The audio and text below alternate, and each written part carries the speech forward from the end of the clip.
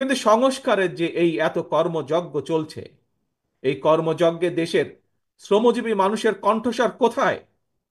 কৃষক শ্রমিকরা তো গ্রামীণ অর্থনীতির মূল চালিকা শক্তি। তাহলে তারা কোথায়? কার কাছে? কিভাবে তাদের সমস্যা সম্ভাবনার চিত্র তুলে ধরবে?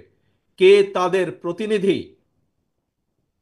রাজনৈতিক দলের প্রতিনিধি হিসাবে আমরা মনে করি প্রান্তিক জনগোষ্ঠীর দুঃখ দুর্দশা সমস্যা সম্ভাবনার কথাগুলো যাতে রাষ্ট্র এবং সরকারের কানে পৌঁছে, এই জন্যই জনগণের প্রত্যক্ষ ভোটে নির্বাচিত জনপ্রতিনিধি, নির্বাচিত জাতীয় সংসদ এবং নির্বাচিত সরকার প্রয়োজন।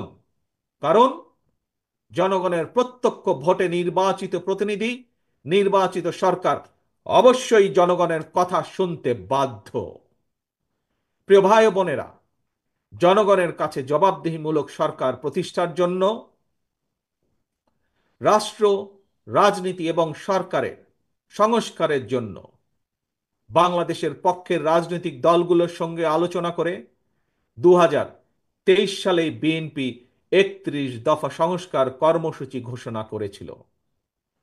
সংস্কার কর্মসূচি নিয়ে বর্তমানে বিএনপি সারা দেশে জনগণের বিভিন্ন শ্রেণী পেশা জনগণের সঙ্গে সংলাপ করে চলছে। পাশাপাশি সংস্কার কর্মসূচি বাস্তবায়নে বিএনপি অন্তর্বর্তীকালীন সরকারের সাথেও আলোচনা করছে।